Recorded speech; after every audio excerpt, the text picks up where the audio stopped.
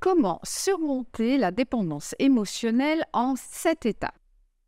Tout d'abord, j'aimerais aussi vous faire comprendre que s'il y a dépendance vis-à-vis de l'autre, c'est que l'autre n'est peut-être pas si idéal que ça. C'est vous qui l'idéalisez, pardon, ou qui vous projetez dans la relation, qui projetez un amour inconditionnel, très fort. Vous ne pouvez pas faire sans lui. Mais c'est faux parce que justement, vous devez pouvoir vivre sans l'autre. L'autre doit vous apporter quelque chose. Donc, il faut garder à l'esprit que vous ne pouvez pas perdre ce que vous n'avez jamais eu. Donc, soyez vraiment conscient de la réalité, pas de ce que vous projetez dans la relation. Je vais d'abord vous expliquer les 4 signes de dépendance émotionnelle. Si vous n'êtes pas heureux dans votre relation, c'est peut-être que vous vivez dans une relation de dépendance et que vous n'arrivez pas à quitter la personne. Deuxième signe, c'est si votre relation sentimentale ne vous apporte pas de plénitude, de bien-être, si elle ne vous apporte que de la souffrance, de l'anxiété, des doutes, des remises en question, alors c'est que ça ne va pas.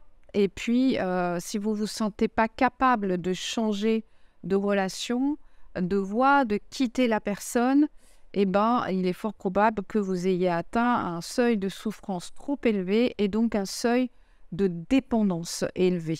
Donc, c'est vraiment important que vous soyez conscient de ça. C'est vrai que les relations, elles peuvent paraître, c'est jamais simple. Normalement, si, l'amour, c'est fluide, c'est simple. Mais au départ, il y a toujours des ajustements, on apprend à se connaître, on est un petit peu en train de faire des équilibrages, mais il faut rester soi-même, quoi qu'il arrive, et regarder si la personne vous correspond. Mais dès qu'on dit que dans une relation, c'est compliqué, c'est pas bon. En fait, c'est pas bon. Dès qu'on dit « Ah, comment ça va, toi, tes amours ?» Ouais, moi, c'est compliqué. C'est pas bon. Ça veut dire que forcément, ça va mal finir parce que du coup, ce qui ressort, c'est le mauvais et pas le bon. Et je vous rappelle que vous êtes dans une relation amoureuse. Amoureuse, c'est de l'amour, hein. C'est pas compliqué, c'est pas de l'ego. Une relation compliquée, c'est plutôt une relation d'ego à ego. Donc, du coup, on ne peut pas appeler ça une relation sentimentale. Petit 3.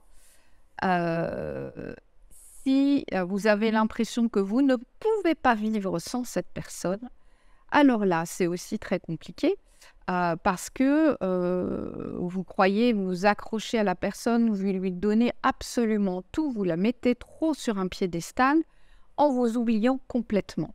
Donc, du genre, oui, j'ai jamais rencontré quelqu'un comme ça, elle est extraordinaire, comme si cette personne était rare et qu'il fallait la protéger et qu'il fallait absolument tout faire pour elle. Et en fait, ça provoque encore plus de stress. Vous devez être vous-même, authentique. La personne, elle vous aime comme vous êtes, avec vos qualités, vos défauts. C'est tout à fait normal. Normalement, dans une relation saine, c'est comme ça que ça se passe. Et enfin, le 4e signe, c'est la jalousie, hein. Très souvent, on dit la jalousie, c'est une preuve d'amour. Non, pas du tout. C'est une preuve d'appartenance, mais une preuve aussi de manque de confiance en soi, de manque de confiance en l'autre, en la relation.